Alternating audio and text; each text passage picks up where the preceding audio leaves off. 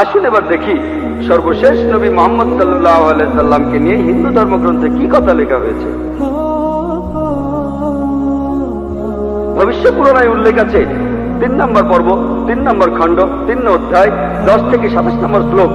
বলা হয়েছে যে ম্লেচ্ছরা তারা আরবের ভূমিকে অপবিত্র করেছে, আর্য ধর্মকে সেখানে খুঁজে পাওয়া যায় না। এখানে কিছু শত্রু ছিল যারা অতীতে পরাজিত হয়েছে, কিন্তু এখন আরো শক্তিশালী শত্রু উপস্থিত হয়েছে। আমি একজন মানুষকে পাঠাবো যার নাম হবে মুহাম্মদ সাল্লাল্লাহু আলাইহি সাল্লাম। তিনি এই শত্রুদের ধ্বংস করবেন আর মানুষকে সুপথে পরিচালিত করবেন। হে ভোজ রাজা, তুমি কখনোই সেখানে যাবে না যেখানে পিশাচদের রাজত্ব, কারণ আমি আমার করুণা দিয়ে তোমাদের হৃদয়কে পবিত্র করব। তখন দেবদূতের মতো একজন মানুষ তিনি রাজার সামনে আসলেন আর বললেন, হে রাজা, আমাকে এখানে পাঠিয়েছেন ঈশ্বর পরমাত্মা। আর্য ধর্ম পৃথিবীতে বিরাজ করবে, যে ধর্মটা সত্য, দ্বীনুল হক, সেটা পৃথিবীতে বজায় থাকবে। আমাকে এখানে পাঠিয়েছেন ঈশ্বর পরমাত্মা, যাতে মাংসভোজীদের বিশ্বাসকে প্রতিষ্ঠা করা যায়। আমার অনুসারীরা হবে সেই লোকেরা যারা সুন্নতে খাতনা করবে, আর তাদের মাথার উপরে কোনো টিকি থাকবে না। তারা একটা বিপ্লব তৈরি করবে, তারা মুখে দাড়ি রাখবে, তারা প্রার্থনার জন্য আহ্বান করবে, বিধিসম্মত সব খাবারই খাবে, তবে তারা শূকরের মাংস খাবে না। তারা লতাগুল্মের মাধ্যমে পবিত্র হবে না, বরং যুদ্ধ বিগ্রহের মাধ্যমে পবিত্র। তাদেরকে বলা হবে মুসলমান, আর তারা হবে মাংসভোজী। এই ভবিষ্যৎবাণী যে একজন ঋষি আসবেন, আর সেই ঋষির নাম উল্লেখ করা হয়েছে মুহাম্মদ সাল্লাল্লাহু আলাইহি ওয়াসাল্লাম। আর বলা আছে তিনি মানুষ জাতিকে সঠিক পথে পরিচালিত করবেন। আমরা জানি মুহাম্মদ সাল্লাল্লাহু আলাইহি ওয়াসাল্লাম আরবদের পথ দেখিয়েছেন। সে সময়কে বলা হতো আয়ামে জাহেলিয়া, অর্থাৎ বিশৃঙ্খলার যুগ। তিনি তাদের আলো সন্ধান দিয়েছেন। আর বলা হয়েছে তার অনুসারীদের খাতনা করা থাকবে। মুসলমানরা খাতনা দেয়, তাদের মাথায় কোনো টিকি থাকবে না, মাথার পেছনে কোনো লেজ থাকবে না, মুসলমানদেরও থাকে না। তাদের মুখে দাড়ি থাকবে, মুসলমানরাও দাড়ি রাখে। তারা একটা বিপ্লব ঘটাবে, তারা প্রার্থনার জন্য আহ্বান করবে, আর সেটা হলো আজান। আমরা মুসলিমরা আজান দেই, নামাজের জন্য আহ্বান করি।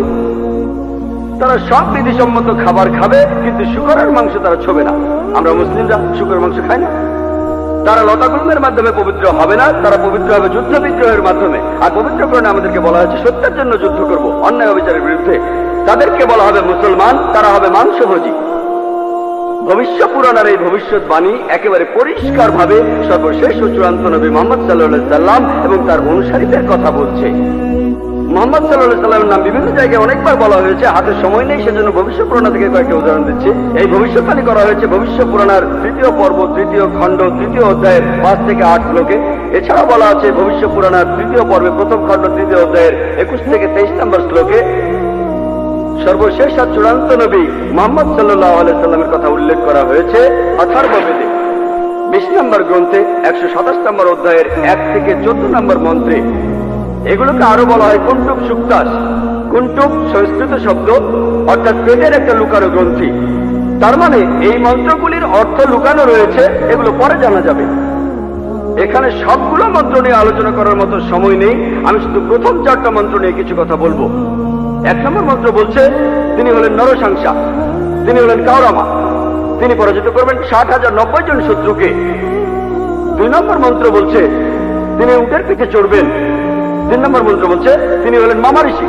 4 নম্বর মন্ত্রে তাকে আরো বলা হচ্ছে রেপ। 1 নম্বর মন্ত্র বলছে তিনি হলেন নরসাংসা। নরসাংসা শব্দটা এসেছে নর থেকে, অর্থাৎ কোন ব্যক্তি বা একজন লোক। আর সাংসা অর্থ প্রশংসা, কারোর প্রশংসা করা। তাহলে নরসাংসা অর্থ যে ব্যক্তিকে প্রশংসা করা হয়।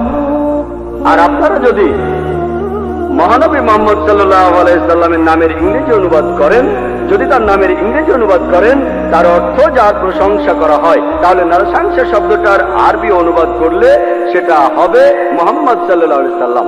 এখানে নামে উল্লেখ করা হচ্ছে। এরপর বলা হচ্ছে তিনি হলেন কাওরামা। এই কাওরামা শব্দটার একটা অর্থ সংস্কৃতিতে হলো শান্তির রাজপুত্র। আর মুহাম্মদ সাল্লাল্লাহু আলাইহি সাল্লাম শান্তির রাজপুত্র ছিলেন। আরেকটা অর্থ হলো যে বিদেশে যায়। হযরত মুহাম্মদ সাল্লাল্লাহু আলাইহি সাল্লাম হিজরত করেছিলেন মক্কা থেকে মদিনায়, তিনি বিদেশে গিয়েছিলেন।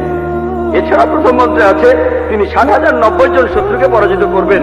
আর সে সময় মক্কায় যেসব লোকজন থাকতো তাদের মধ্যে যারা নবীজির বিরুদ্ধে ছিল তাদের সংখ্যা আনুমানিকভাবে 60,000 জন।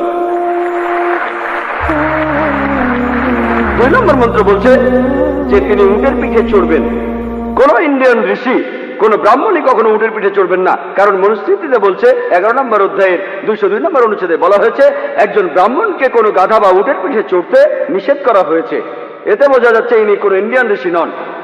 3 নম্বর মন্ত্র বলছে তিনি মামা ঋষি। মামা অর্থ মহা, অর্থাৎ মহান ঋষি। আর এছাড়াও অন্যান্য ধর্মগ্রন্থ বলছে সেটা মোহাম্মদ ঋষি। 4 নম্বর মন্ত্র বলছে তিনি হলেন রেব। রেব অর্থ যিনি প্রশংসা করেন। আর মোহাম্মদ সাল্লাল্লাহু আলাইহি ওয়াসাল্লামের আরেকটা নাম হলো আহমদ সাল্লাল্লাহু আলাইহি ওয়াসাল্লাম, অর্থাৎ যিনি প্রশংসা করেন। তাহলে নবীজির এই অন্য নামটা এই আহমদ শব্দটার সংস্কৃত করলে পাবেন রেব। আর এ কথাটাই রয়েছে অথর্ব বেদে। এই মন্ত্রগুলি কুন্টুব, সুক্তাস, এই মন্ত্রগুলি শুধু একজনকে নির্দেশ করছে, তিনি সর্বশেষ চূড়ান্ত নবী মুহাম্মদ সাল্লাল্লাহু আলাইহি ওয়াসাল্লাম। আমি কয়েকটা ভবিষ্যৎবাণীর কথা বলবো, এছাড়াও আরো আছে। মুহাম্মদ সাল্লাল্লাহু আলাইহি ওয়াসাল্লাম তার কথা বলা হয়েছে অথর্ব বেদে 20 নম্বর গ্রন্থের 21 নম্বর অনুচ্ছেদের 6 নম্বর পরিচ্ছেদে বলা হয়েছে যে একজন কারু,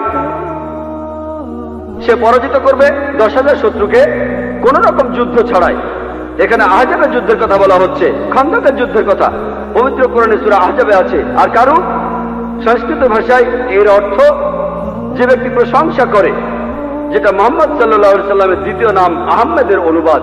যে ব্যক্তি প্রশংসা করে, এখানে বলা হচ্ছে যে ব্যক্তি প্রশংসা করে অর্থাৎ আহমদ, তিনি 10,000 শত্রুকে পরাজিত করবেন কোন যুদ্ধ ছাড়া। আমরা জানি যে খন্দকের যুদ্ধে শত্রু বাহিনীতে আনুমানিক 10,000 সৈন্য ছিল, আর এই যুদ্ধে মুসলমানরা কোনো যুদ্ধ ছাড়াই জিতেছিল। নবীজির কথা আরো আছে অথর্ব বেদে 20 নম্বর গ্রন্থের 21 নম্বর অনুচ্ছেদের 7 নম্বর পরিচ্ছেদে বলা হয়েছে যে আভান্দু তিনি 60,090 জন শত্রুকে আর 20 জন গোত্র প্রধানকে পরাজিত করবেন। আভান্দু একটা সংস্কৃত শব্দ যার অর্থ যে প্রশংসা করে, এটা মুহাম্মদ সাল্লাল্লাহু আলাইহি ওয়াসাল্লামের নামের অনুবাদ। আরো বলা আছে যে তিনি হবেন এতিম। আর আমরা এখন ইতিহাস থেকে জানি সে সময় আনুমানিক 20 জন গোত্র প্রধান ছিল মক্কা শহরে, যারা নবীজির কাছে পরাজিত হয়েছিল। আর মক্কার যেসব লোক তার বিপক্ষে ছিল তারা ছিল প্রায় 60,000। এই ভবিষ্যৎবাণীর কথা আরো আছে ঋগ্বেদে 1 নম্বর গ্রন্থের 3 নম্বর অনুচ্ছেদের 9 নম্বর পরিচ্ছেদে। এখানে সংস্কৃত শব্দ হলো সুশ্রামা। সুশ্রামা এটা একটা সংস্কৃত শব্দ যার অর্থ যে ব্যক্তি প্রশংসা করে, যেটা মুহাম্মদ সাল্লাল্লাহু আলাইহি ওয়াসাল্লামের নামের অনুবাদ। আরো অনেক ভবিষ্যৎবাণী আছে, এখানে সময় কম তাই সবগুলো বলতে পারছি না। নবীজির কথা আরো বলা হয়েছে সামবেদে উত্তর চিকে 15 নম্বর মন্ত্রে বলা হয়েছে যে আহম্মদ তাকে দেওয়া হয়েছে অবিনশ্বর আইন। এখানে নবীজির নাম বলা হয়েছে আহমদ সাল্লাল্লাহু আলাইহি ওয়াসাল্লাম, তাকে দেওয়া হয়েছে অবিনশ্বর আইন। পবিত্র কুরআন এটাই তার শরিয়া। কিন্তু যদি এই অনুচ্ছেদটার অনুবাদ পড়েন, আহমদ শব্দটা আসলে আরবি শব্দ, তারা এটার অনুবাদ করতে পারেনি, তাই লিখেছে আহাম মাটি। আহা আর মাটি সংস্কৃত শব্দ যার অর্থ আমার বাবা, তার মানে আমার বাবাকে দেওয়া হয়েছে অবিনশ্বর আইন। অনুবাদটাতে আপনারা আলাদা শব্দ দেখবেন, তবে অরিজিনাল গ্রন্থে আছে আহম্মদ। এই আহমদ শব্দটা হিন্দু ধর্মের অন্যান্য গ্রন্থগুলোতেও রয়েছে, যেমন আছে সামবেদে ইন্দ্র 2য় অধ্যায়ের 152 নম্বর মন্ত্রে নবীজিকে আহমদ বলে ডাকা হয়েছে যজুর্বেদে 31 অধ্যায়ের 18 অনুচ্ছেদে, ঋগ্বেদের 8 নম্বর গ্রন্থের 6 নম্বর অনুচ্ছেদের 10 নম্বর পরিচ্ছেদে। এছাড়া মহানবী সাল্লাল্লাহু আলাইহি ওয়াসাল্লামকে বলা হয়েছে আহমদ, সেটা আছে অথর্ববেদের 8 নম্বর গ্রন্থের 5 নম্বর অনুচ্ছেদের 16 নম্বর পরিচ্ছেদে। এছাড়াও আছে অথর্ববেদের 20 নম্বর গ্রন্থের 126 অনুচ্ছেদের 14 পরিচ্ছেদে। মহানবী সাল্লাল্লাহু আলাইহি ওয়াসাল্লামকে শুধু আহমদ নামে ডাকা হয়নি, আহমদ ওনার একটা নাম, তাকে আরো বলা হয়েছে নরসংসা অনেক জায়গায়, হিন্দু ধর্মগ্রন্থের অনেক জায়গায়। আর আমি আগেও বলেছি যে নরসংসা শব্দটা এসেছে নর থেকে, যার অর্থ একজন মানুষ বা একজন ব্যক্তি। আর সংসা যার অর্থ প্রশংসা, প্রশংসা করা। তাহলে নরসংসা অর্থ যে ব্যক্তির প্রশংসা করা হয়। এটাই হলো সর্বশেষ চূড়ান্ত নবী মুহাম্মদ সাল্লাল্লাহু আলাইহি ওয়াসাল্লামের নামের সঠিক ইংরেজি অনুবাদ। নবীজিকে হিন্দু ধর্মের গ্রন্থগুলিতে অনেক জায়গায় নরসংসা বলে ডাকা হয়েছে। ঋগ্বেদের 1 নম্বর গ্রন্থের 13 নম্বর অনুচ্ছেদের 3 পরিচ্ছেদে, ঋগ্বেদের 1 নম্বর গ্রন্থের 18 অনুচ্ছেদের 9 পরিচ্ছেদে, ঋগ্বেদের 1 নম্বর গ্রন্থের 106 নম্বর অনুচ্ছেদের 4 পরিচ্ছেদে, ঋগ্বেদের 1 নম্বর গ্রন্থের 142 নম্বর অনুচ্ছেদের 3 পরিচ্ছেদে, ঋগ্বেদের 2 নম্বর গ্রন্থের 3 অনুচ্ছেদের 2 পরিচ্ছেদে, ঋগ্বেদের 5 নম্বর গ্রন্থের 5 অনুচ্ছেদের 2 নম্বর পরিচ্ছেদে, ঋগ্বেদের 7 নম্বর গ্রন্থের 2 অনুচ্ছেদের 2 নম্বর পরিচ্ছেদে, ঋগ্বেদের 10 নম্বর গ্রন্থের 64 অনুচ্ছেদের 3 পরিচ্ছেদে, ঋগ্বেদের 10 নম্বর গ্রন্থের 182 নম্বর অনুচ্ছেদের 2 নম্বর পরিচ্ছেদে, যজুর্বেদের 21 নম্বর অধ্যায়ের 31 অনুচ্ছেদে, যজুর্বেদের 21 নম্বর অধ্যায়ের 55 নম্বর অনুচ্ছেদে, যজুর্বেদের 20 নম্বর অধ্যায়ের 37 অনুচ্ছেদে, যজুর্বেদের 20 নম্বর অধ্যায়ের 57 নম্বর অনুচ্ছেদে, যজুর্বেদের 28 অধ্যায়ের 2 অনুচ্ছেদে, যজুর্বেদের 28 অধ্যায়ের 19 অনুচ্ছেদে, যজুর্বেদের 28 অধ্যায়ের 42 নম্বর অনুচ্ছেদে। এখানে শুধু রেফারেন্স গুলোই অনেকক্ষণ বলা যাবে। যেখানে নবী মুহাম্মদ সাল্লাল্লাহু আলাইহি ওয়াসাল্লামের নাম উল্লেখ করা হয়েছে তাকে বলা হয়েছে নরসংসা। অনেক জায়গায় বলা হয়েছে হিন্দু ধর্মগ্রন্থে। শুধু হিন্দু ধর্মগ্রন্থে মুহাম্মদ সাল্লাল্লাহু আলাইহি ওয়াসাল্লাম সম্পর্কে কি বলা আছে তার উপরই আমি একটা লেকচার দিতে পারবো। আমি শুধু আরেকটা ভবিষ্যৎবাণীর কথা বলবো কল্কি অবতার সম্পর্কে। আর নবীজিকে কল্কি অবতার বলা হয়েছে ভগবত পুরাণায় 12 নম্বর খণ্ড 2 নম্বর অধ্যায় 18 থেকে 20 নম্বর শ্লোকে বলা হয়েছে তিনি জন্মগ্রহণ করবেন যার ঘরে তার নাম বিষ্ণুইয়াস, একজন মহাপ্রাণ ব্যক্তি যিনি শাম্বালা শহরের প্রধান, এবং তাকে যে নামে ডাকা হবে সেটা হলো কল্কি। 19 আর 20 নম্বর মন্ত্র বলছে যে তিনি হবেন এই পৃথিবীর সর্বময় প্রভু। তার থাকবে কিছু অসাধারণ চারিত্রিক গুণাবলী এবং তার থাকবে 8টি বিশেষ বৈশিষ্ট্য। তাকে দেয়া হবে একটি বাহন, একটি ঘোড়া, দেবদূত নিয়ে আসবে, আর তিনি একটি ঘোড়ায় চড়বেন, তার হাতে থাকবে তরবারি, তিনি শত্রুদের পরাজিত করবেন আর ফেরেশতারা তাকে সাহায্য করবে।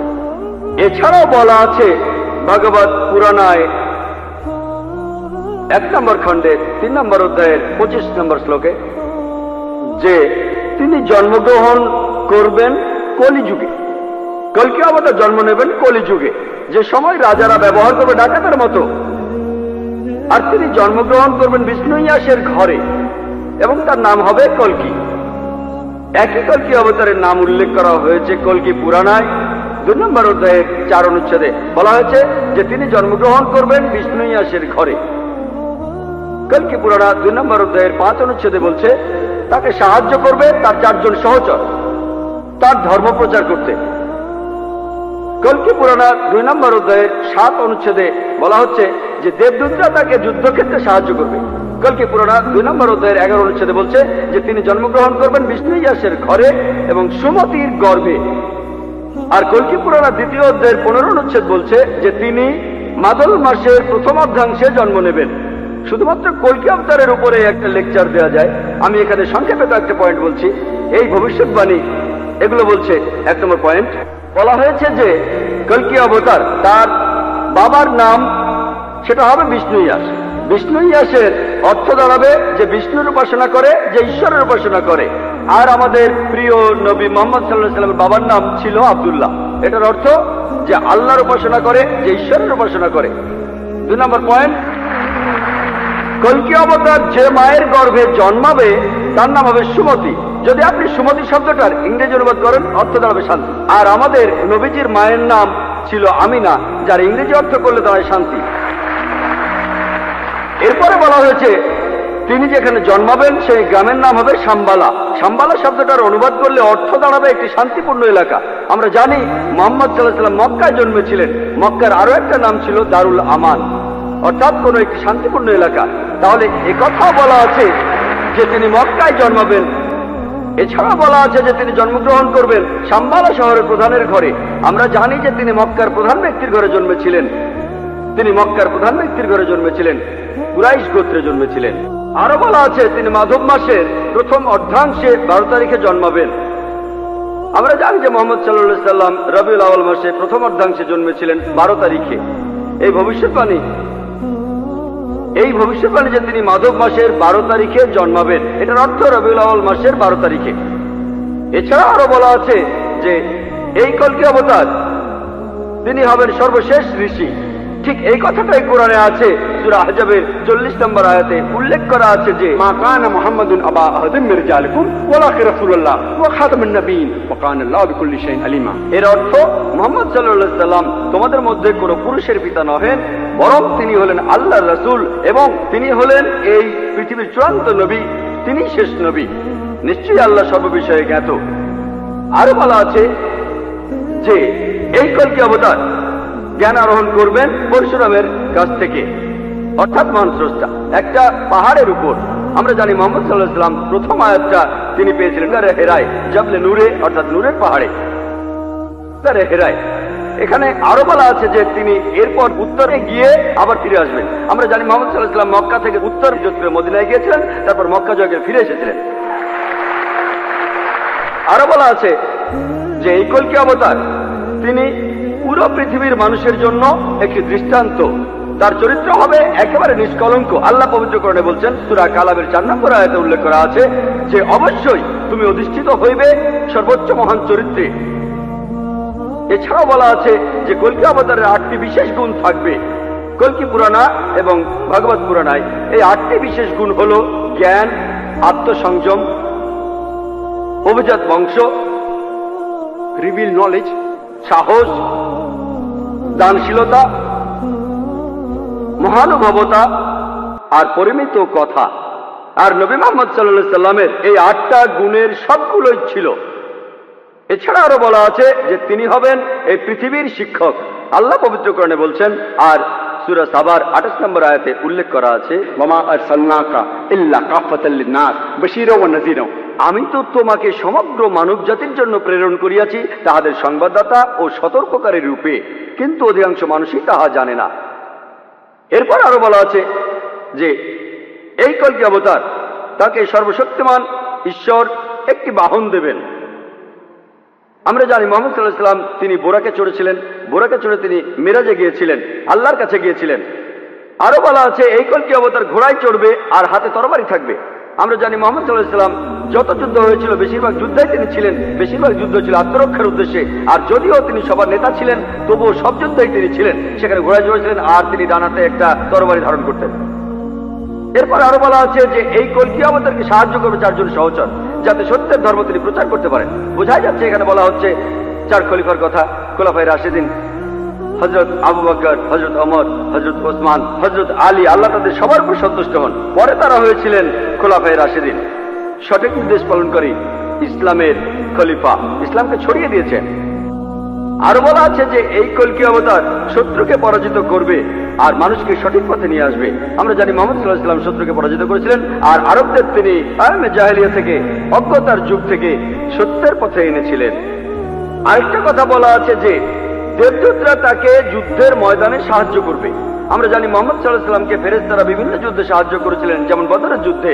পবিত্র কোরআনেও আছে সূরা আল ইমরানের 123 থেকে 25 নম্বর আয়াতে উল্লেখ আছে। এছাড়াও সূরা আনফালের 8 এবং 9 নম্বর আয়াতে উল্লেখ আছে। তাহলে এই কলকি অবতারের ভবিষ্যৎবাণীর সাথে আর কাউকে মেলানো যায় না, শুধু মেলানো যায় সর্বশেষ ও চূড়ান্ত নবী মুহাম্মদ সাল্লাল্লাহু আলাইহি সাল্লামকে।